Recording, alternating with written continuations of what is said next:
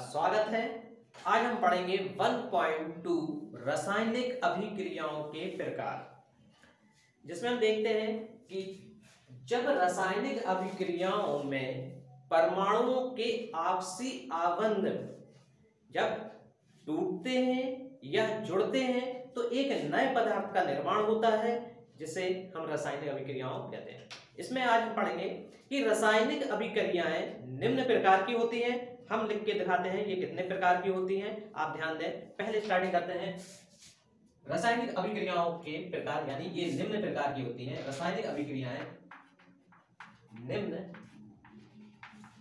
प्रकार की होती है। 1.21 हम हेडिंग डालेंगे। सबसे पहला आता है संयोजन अभिक्रिया।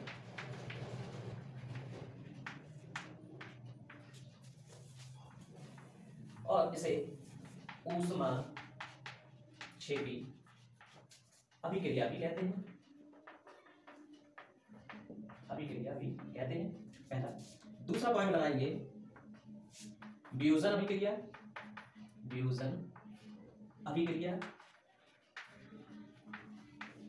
इसे हम अपघटन अभिक्रिया भी कहते हैं। तीसरी हेडिंग बनाएंगे विस्थापन अभिक्रिया। इसे इसी नाम से प्रेजेंट करते हैं। नेक्स्ट है हमारा द्विविस्थापन अभिक्रिया।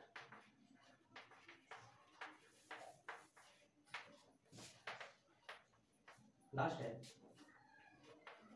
उपचयन एवं अपचयन अभिक्रिया। इसे हम रेडॉक्स अभिक्रिया भी कहते हैं।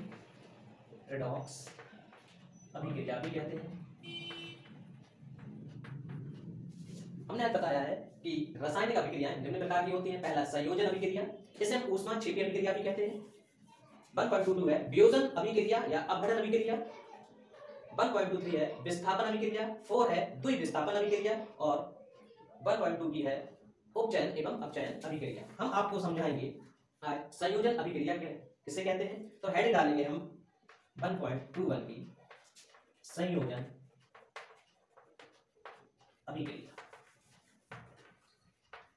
इसे सरलता से समझाने के लिए हम आपको एक डायग्राम बताते हैं, छोटा सा बनाएंगे, और इससे आपको कई चीजें समझ में आ जाती हैं, जो कि आसानी से समझ जाते हैं। आप ये बीटा बनेंगे,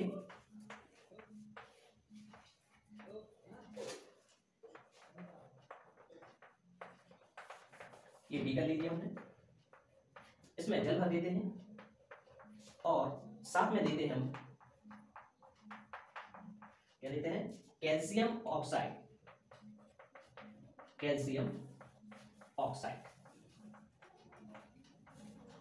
जब कैल्शियम ऑक्साइड जल से अभिक्रिया करता है तो ये कैल्शियम हाइड्रोक्साइड बनाता है तथा इसमें ऊष्मा भी निकलती है। इसमें क्या है, ऊष्मा भी निकलती है। अब हम इसे एक रासायनिक समीकरण द्वारा समझेंगे, जैसे कि CaO प्लस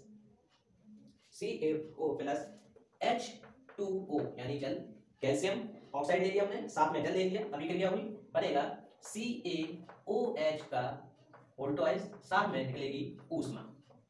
अब हम सरलता से देखते हैं, कैल्शियम ऑक्साइड को हम बिना बुझा चूना कहते हैं। जब इसे पानी में डालते हैं तो बन जाता है बुझा चूना। आपने देखा होगा कि जब कभी हम चूने को पानी में डालते हैं तो वो बुलबुले छोड़ता है, साथ में क्या छोड़ता है, ऊष्मा छोड़ता है। इसलिए ऐसी अभिक्रिया जिसमें ऊष्मा निकलती है हम उसे संयोजन अभिक्रिया कहते हैं, और साथ में ऊष्माक्षेपी अभिक्रिया भी कहते हैं। अब हम परिभाषा कैसे बनाएंगे, हम देखते हैं कि इसे बोलते हैं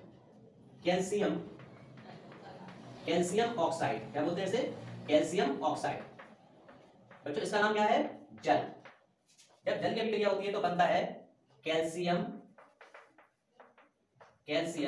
हाइड्रोक्साइड। क्या बनता है, कैल्शियम हाइड्रोक्साइड। अगर हम देखें इस अभिक्रिया में, रासायनिक अभिक्रिया में देखा CaO प्लस H2 की अभिक्रिया होती है, CaOH का वोल्टोइज और ऊष्मा निकलती है, जिसे हम कैल्शियम ऑक्साइड जल तथा कैल्शियम हाइड्रोक्साइड कहते हैं। अगर हम देखें तो इस अभिक्रिया में कैल्शियम ऑक्साइड जब जल से अभिक्रिया करता है तो कैल्शियम हाइड्रोक्साइड बनाता है। ठीक है, अगर हम अब देखेंगे कि जब दो या दो से अधिक अभिकारक अभिक्रिया करते हैं या संयोग करते हैं तो एक नया उत्पाद यानी कैल्शियम हाइड्रोक्साइड बनाता है। इसी को हम संयोजन अभिक्रिया कहते हैं। हम अभी ये लिखवाएंगे। ठीक है, तो हम फिर से बोलते हैं संयोजन मीन्स इसका मतलब होता है संयोग, ऐसे हम समझेंगे संयोजन। जब दो या दो से अधिक अभिकारक मिलकर एक एकल उत्पाद बनाते हैं जिसे हम कैल्शियम हाइड्रोक्साइड कहते हैं या संयोग करते हैं तो उसे हम संयोजन अभिक्रिया कहते हैं। ठीक है, तो इस प्रकार हम आगे बढ़ेंगे कि संयोजन अभिक्रिया को ऊष्माक्षेपी अभिक्रिया क्यों कहते हैं। अब हम इसके आगे बढ़ते हैं, देखेंगे। जैसे अब हम संयोजन के प्रकार में आगे बताएंगे कि ऊष्माक्षेपी क्यों कहते हैं। संयोजन अभिक्रिया के प्रकार हम एक सिंपल सा एग्जांपल देखेंगे कि कोयले का दहन यानी जब कार्बन जलता है यानी O2 के साथ जलता है तो हम देखते हैं CO2 बनता है। क्या बनता है? CO2 बनता है, साथ में ऊष्मा में प्राप्त होती है। यानी कि वह अभिक्रियाएं जिनके अभिकारक को तोड़ने के लिए ऊष्मा निकलती है तो उसे हम ऊष्माक्षेपी अभिक्रिया भी कहते हैं। आगे आप जब तक ये नोट करिए, हम थोड़ा बिगाड़ते हैं।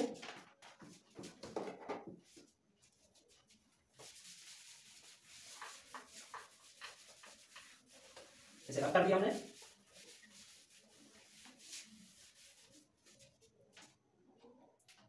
अब हम देखते हैं इसकी ऊष्माक्षेपी। जिन अभिक्रियाओं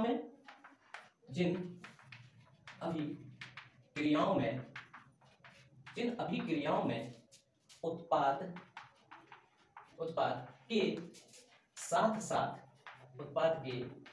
साथ ऊष्मा क्या होती है? उत्पन्न होती है। ऊष्मा भी उत्पन्न होती है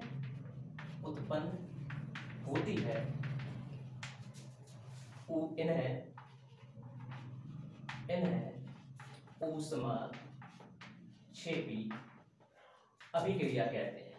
ऊष्माक्षेपी अभिक्रिया कहते हैं। ठीक है, हमने देखा कि जब कैल्शियम ऑक्साइड की जल के साथ अभिक्रिया करवाई तो कैल्शियम हाइड्रोक्साइड बना और ऊष्मा निकली। इसी प्रकार हमने कोयले का दहन किया तो कार्बन और ऑक्सीजन के साथ कार्बन डाइऑक्साइड बनी और साथ में ऊष्मा निकली। तो इसी प्रकार हम कह सकते हैं कि जिन अभिक्रियाओं में उत्पाद के साथ साथ ऊष्मा उत्पन्न होती है ऊष्माक्षेपी अभिक्रिया कहते हैं। इसलिए संयोजन अभिक्रिया का दूसरा नाम क्या रखा गया है? ऊष्माक्षेपी अभिक्रिया। कभी कभी पेपरों में ऊष्माक्षेपी के नाम से आता है कि ऊष्माक्षेपी अभिक्रियाएं क्या कहते हैं या किसे कहते हैं, संयोजन अभिक्रिया या ऊष्माक्षेपी अभिक्रिया। आपको समझ में आ गई होगी। हम आगे बढ़ते हैं कि ऊष्माक्षेपी अभिक्रियाओं के एक आध और उदाहरण है। यानी कि हमारा जो श्वसन क्रिया होती है उसमें भी ऊष्माक्षेपी अभिक्रिया कहलाती है। और साथ ही साथ तीसरा एग्जाम्पल है या उदाहरण है कि साग सब्जियों द्वारा विघटन के बाद कंपोस्ट यानी खाद बनती है। उस खाद बनाने में भी ऊष्मा उत्पन्न होती है, यानी कि ये भी एक ऊष्माक्षेपी अभिक्रिया है। हम आगे बढ़ते हैं इसी के साथ दूसरा टॉपिक लेके।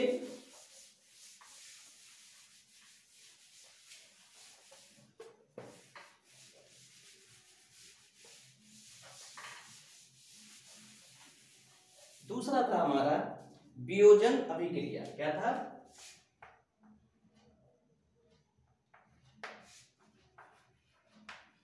वियोजन अभिक्रिया।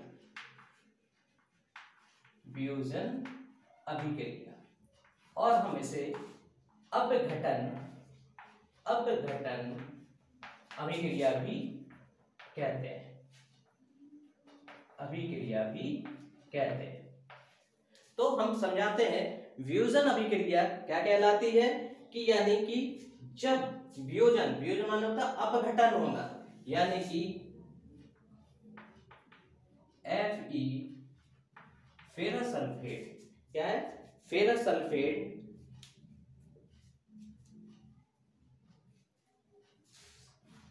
Ferrous sulphate ferric Fe2 ferric oxide तथा SO2 यानी sulphur dioxide plus SO3 sulphur tridi oxide, यानी अभिक्रिया को संतुलित कर देंगे हम, यहां हो जाएगा और यहां पर होता है ऊष्मा। परिभाषा क्या बनेगी, किसी भी अभिकर्मक को, यानी ये क्या कहलाता है, अभिकारक या अभिकर्मक, किसी अभिकारक के छोटे छोटे भागों में टूटना या विभाजित होना, इस प्रकार की अभिक्रिया को हम वियोजन अभिक्रिया कहते हैं। यानी कि जब अभिक्रिया में फेरस सल्फेट किसमें बदलता है,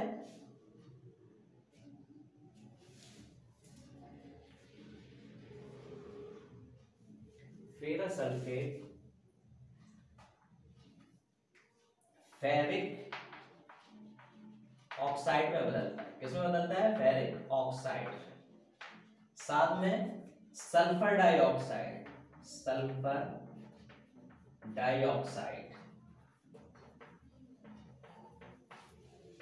और सल्फर ट्राई ऑक्साइड में बनता है। तो इस प्रकार की अभिक्रिया क्या कहलाती है, वियोजन की अभिक्रिया। जब तक आप नोट करिए, हम आगे बढ़ते हैं वियोजन अभिक्रिया में, आगे बढ़े। वियोजन अभिक्रिया में लिखेंगे, वियोजन अभिक्रिया में क्या होगा, अभिकारक को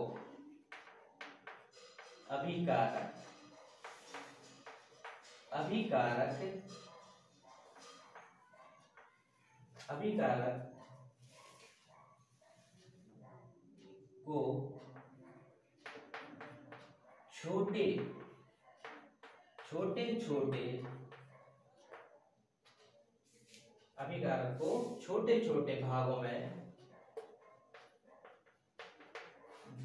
विभाजित करने के लिए, विभाजित या बांटने के लिए या विभाजन करने के लिए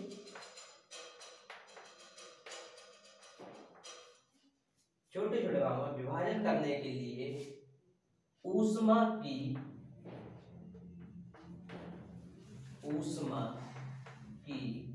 आवश्यकता होती है,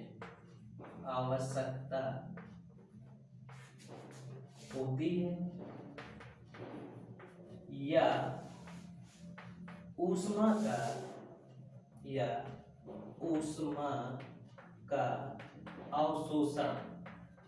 ऊष्मा का अवशोषण होता है। ऐसी अभिक्रियाओं को इस अभिक्रिया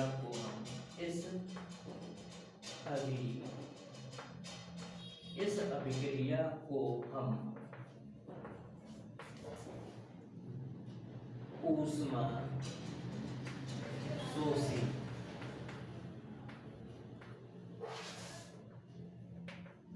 अभिक्रिया भी कहते हैं। तो हमने देखा कि जब अभिकर्मक को छोटे छोटे भागों में विभाजित कर रहे, देखिए ये अलग हो गया, ये अलग हो गया और ये अलग हो गया। इसके लिए इन भागों को विभाजित करने के लिए अधिक ऊष्मा की आवश्यकता पड़ती है या ऊष्मा का अवशोषण होता है। इस अभिक्रिया को हम ऊष्मा शोषी अभिक्रिया भी कहते हैं। यानी वियोजन अभिक्रिया को अपघटन क्रिया और ऊष्मा क्षेपी अभिक्रिया भी कहते हैं। आगे जब तक नोट करिए, जब तक हम आगे बढ़ते हैं।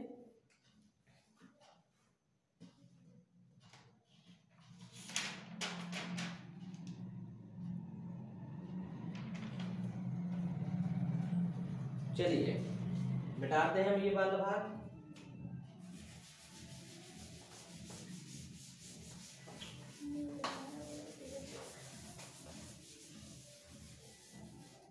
चलिए आगे बढ़ते हैं। नेक्स्ट हमारा 1.3 में विस्थापन अभिक्रिया। विस्थापन अभिक्रिया इसके लिए क्या है,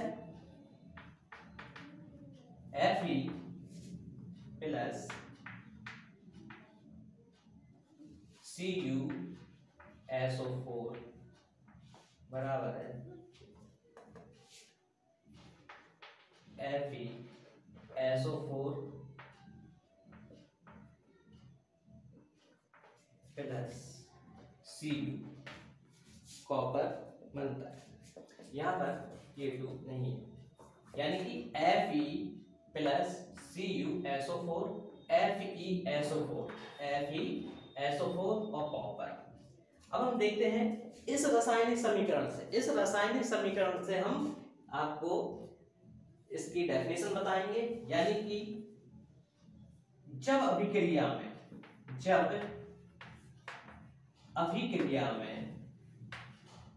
या इस अभिक्रिया में आयरन, Fe को क्या बोलते हैं, आयरन किसी दूसरे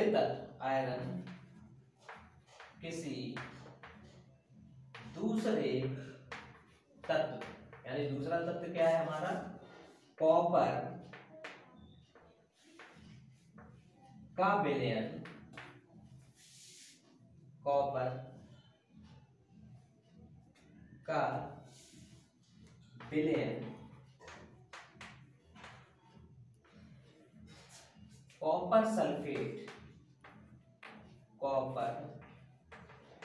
सल्फेट से विस्थापन होता है। क्या होता है, विस्थापन होता है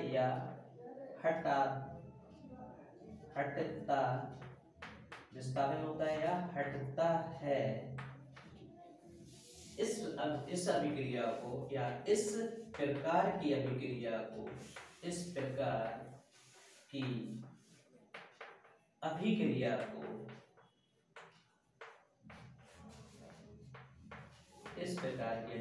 को विस्थापन अभिक्रिया क्या कहते हैं, विस्थापन अभिक्रिया कहते हैं। देखिए स्टूडेंट, बड़ा आसानी से हम याद करेंगे। पहले ये विस्थापन अभिक्रिया देखेंगे, FeCuSO4 यानी कि आयरन और कॉपर सल्फेट जब अभिक्रिया हुई तो फेरस किसके साथ जुड़ गया, फेरस सल्फेट में जुड़ गया और कॉपर को अलग हो गया, यानी क्या किया, यहां से लेके यहां और ये से विस्थापित कर दिया यानी हटा दिया। तो इस प्रकार हम परिभाषा दें, इस अभिक्रिया में आयरन किसी दूसरे तत्व कॉपर यानी कॉपर का विलयन कॉपर सल्फेट से विस्थापित होता है या हटता है। इस प्रकार की अभिक्रिया को विस्थापन अभिक्रिया कहते हैं। आगे बढ़ते हैं हम, जो कि हमारा है, आगे बढ़ेंगे हम द्विविस्थापन अभिक्रिया। क्या है, द्विविस्थापन अभिक्रिया। इसमें हमारा द्विविस्थापन अभिक्रिया,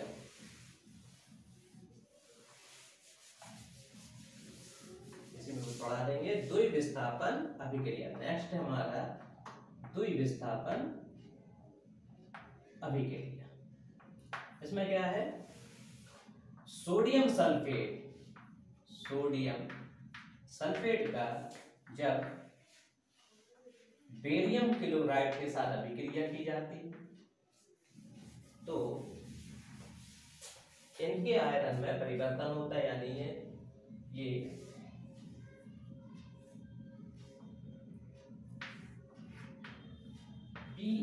PaSO4 प्लस Na2Cl यानी 2NaCl।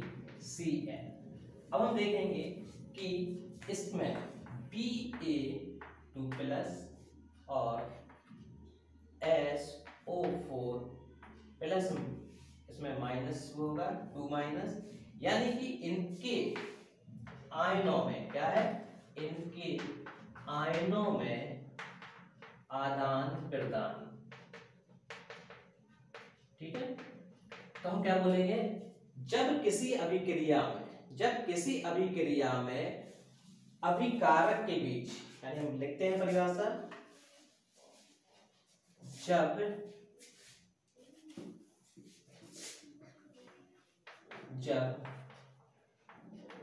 किसी अभिकारक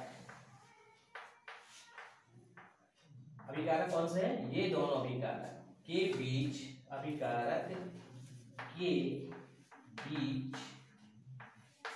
आयन ये है,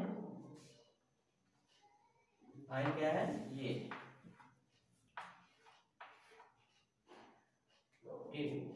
जब किसी अभिकारक के बीच आयनों का, किसका, आयनों का आदान प्रदान होता है, इस प्रकार की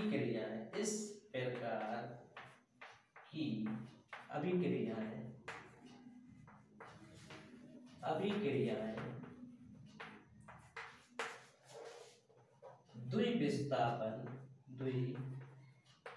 द्विविस्थापन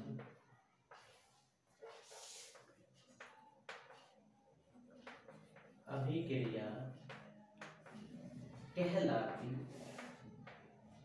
अब हम देखेंगे परिभाषा, फिर से हम बताएंगे आपको, एक बार तरीके से बताएंगे। वे अभिक्रियाएं या जब किसी अभिक्रिया के बीच आयनों का आदान प्रदान होता है, क्या होता है, आयनों का आदान प्रदान होता है, इस प्रकार की अभिक्रियाएं द्विविस्थापन अभिक्रियाएं कहलाती है। ठीक है, एग्जाम्पल से भी हमने आपको बताया रासायनिक, और इसकी परिभाषा भी बताया। परिभाषा हमने इसी रासायनिक समीकरण द्वारा बनाई है, तो आप बड़े आसानी से आपको ये याद होती चलेंगी। अगला है हमारा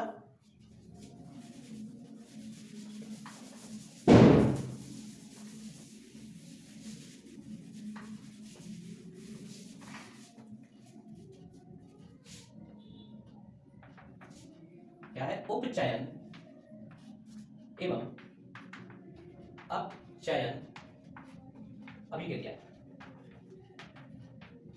और इसी को हम रेडॉक्स अभिक्रिया भी कहते हैं। ये भी हम बताएंगे, क्योंकि कभी कभी पेपरों में दूसरे नामों से भी पूछा जाता है, ज्यादातर रेडॉक्स अभिक्रिया के नाम से पूछा जाता है। तो अपचयन अभिक्रिया क्या होती है, अपचयन अभिक्रिया हम बताने वाले हैं। देखिए, जैसे जब, या तो पहले, जब किसी पदार्थ में अभिक्रिया के समय ऑक्सीजन में वृद्धि होती है, तो इस प्रकार की क्रियाएं अपचयन होती है। पहले हम एग्जाम्पल बताएंगे, फिर उसके बाद हम इसके, जैसे C प्लस यानी Cu प्लस O2। ठीक है, इस अभिक्रिया यानी रासायनिक अभिक्रिया द्वारा हम बताएंगे। जब कॉपर की अभिक्रिया ऑक्सीजन से होती है, तो क्या होता है कि CuO, क्या हो गया, Cu बैलेंस के लिए, तो ये होगा कॉपर ऑक्साइड बनता है, यानी कि हमने जो परिभाषा बताई हम वो लिख के दिखाएंगे। जब अभिक्रिया के समय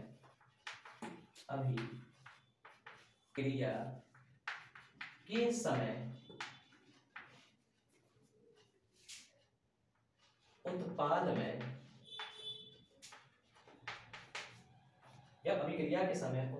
में ऑक्सीजन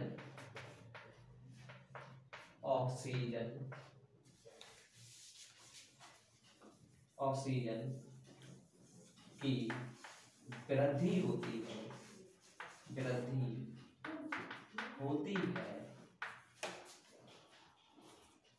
इन्हें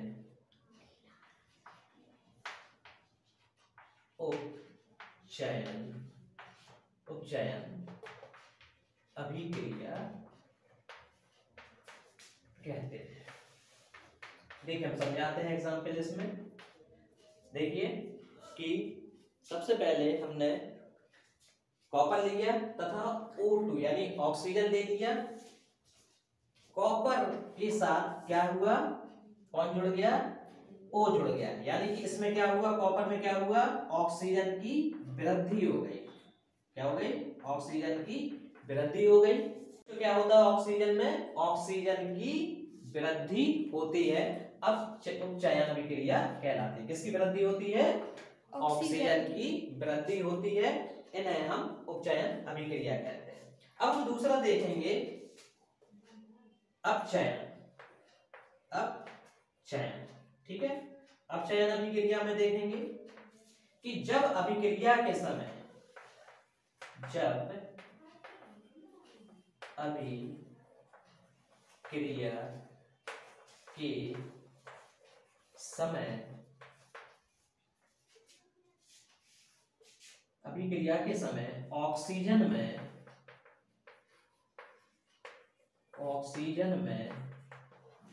हास मीन्स हानि या कमी होती है। क्या होती है, कमी होती है। अपचयन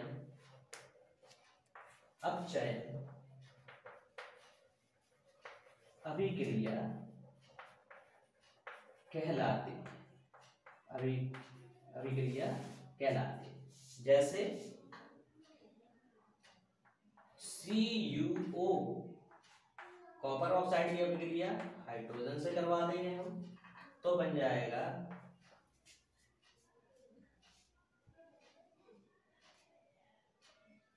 इसमें बनेगा CuO प्लस H2O में बन जाएगा, Cu अलग हो जाएगा, Cu प्लस H2, यानी हमें क्या चाहिए,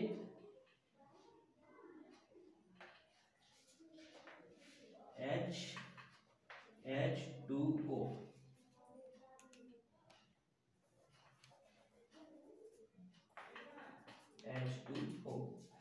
ठीक है, H2O इसमें जुड़ गया। यहाँ पर क्या हुआ, यहाँ पर ऑक्सीजन था और यहाँ पर यहाँ पर क्या हुआ, जुड़ा था, यहाँ पर एक ऑक्सीजन की कमी हो गई। ठीक है, यहाँ पर कॉपर के साथ था तो यहाँ पर कमी हो गई और यहाँ पर जुड़ गई। यानी कि जब यदि वृद्धि हो रही है तो हम कहेंगे अपचयन हुआ, अपचयन हुआ, और जब हम देखेंगे कमी हो रही है तो हम कहेंगे कि अपचयन हुआ है। ठीक है, आगे बढ़ेंगे हम।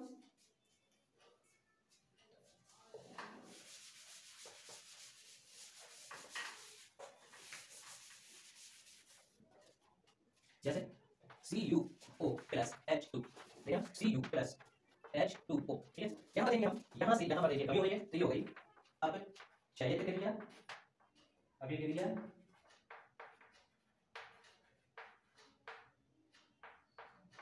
और यहाँ पर देखेंगे हम वृद्धि हो रही तो हम क्या कहेंगे, उपचयित अभिक्रिया। ये एग्जाम्पल क्या है, जब, अब हम इसकी एक परिभाषा बताते हैं। जब अभिकारक है, जब पहले अभिकारक, ऐसा लिखेंगे, जब पहले अभिकारक में, जब पहले अभिकारक में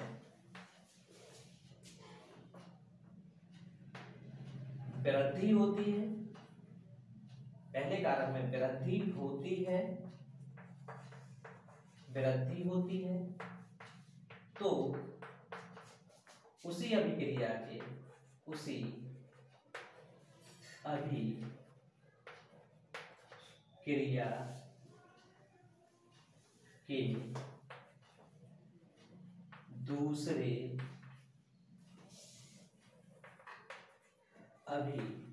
अभिकारक में कमी होती है। इस तरह की अभिक्रिया को, इस प्रकार की अभिक्रिया को उपचयन या अपचयन तथा इसी को रेडॉक्स अभिक्रिया कहते हैं। देखिए बच्चों, हमने ये बताया था कि अपचयन एवं उपचयन अभिक्रिया को हम रेडॉक्स अभिक्रिया कहते हैं। क्यों कहते हैं? क्योंकि जब पहले अभिकारक में वृद्धि होती है एवं तो उसी अभिक्रिया के दूसरे अभिकारक में, इसी अभिक्रिया की बात कर रहे हैं, तो उसी अभिकारक में कमी होती है। इस प्रकार की अभिक्रिया को हम क्या कहते हैं? अपचयन या उपचयन, अपचयन क्रिया या रेडॉक्स अभिक्रिया कहते हैं। हमें क्या बताना था कि रेडॉक्स अभिक्रिया किसे कहते हैं। ठीक है, ये हो गया हमारा अपचयन अभिक्रिया। नेक्स्ट हमारी हेडिंग और है हमारी, उसे को कहते हैं संचारण।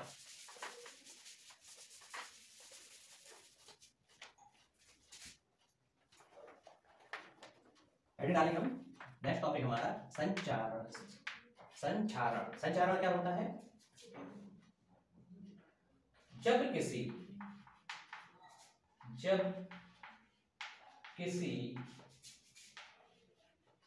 धातु के आसपास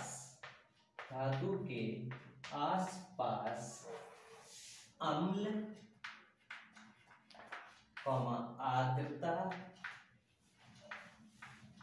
आर्द्रता या किसी को बोलते हैं नमी, जब किसी धातु के आसपास अम्ल, आर्द्रता या नमी के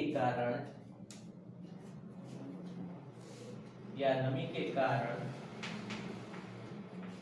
संपर्क में आ जाने पर,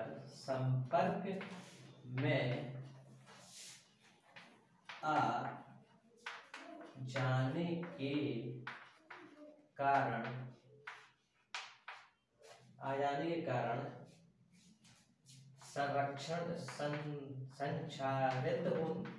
संचारित की क्रिया होती है, संचारित की प्रक्रिया होती है।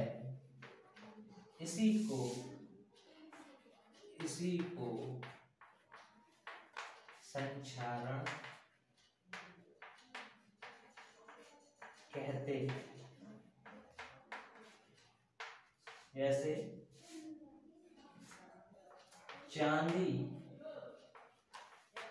चांदी में काली परत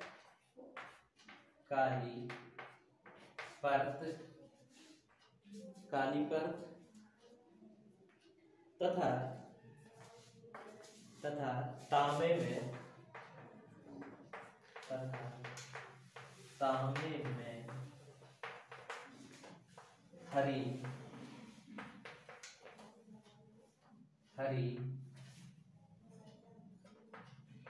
हरी परत का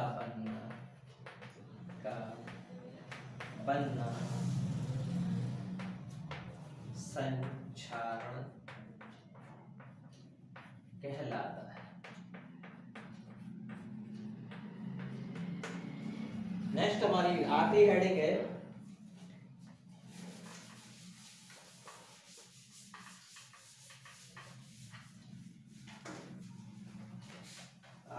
हमारी विकृति गंधिता। क्या हेडिंग है? विकृति गंधिता। इसमें हम क्या देखेंगे कि बसीय युक्त एवं तेलीय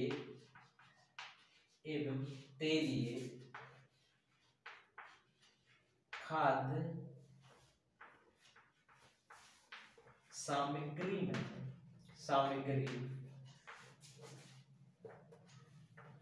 कई सालों तक या कई समय तक, कई समय तक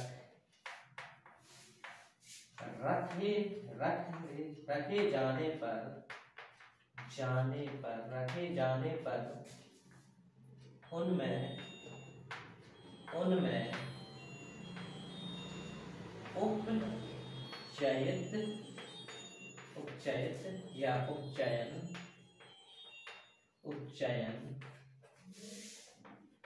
की अभिक्रिया होती है,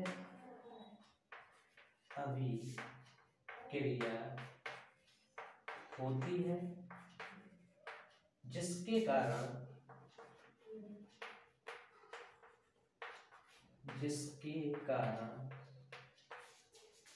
तेल एवं वसा में स्वाद एवं गंध में बदल जाता है या जाते हैं। तो फिर से हम देखेंगे विकृति गंधता क्या होती है कि वसी युक्त या वसायुक्त एवं तेलीय खाद्य पदार्थ, वसायुक्त या तेलीय खाद्य पदार्थ या सामग्री कई समय तक रखे जाने पर उनमें अपचयन की अभिक्रिया होती है, जिसके कारण क्या होता है कि तेल एवं वसा में स्वाद एवं गंध में बदल जाते हैं।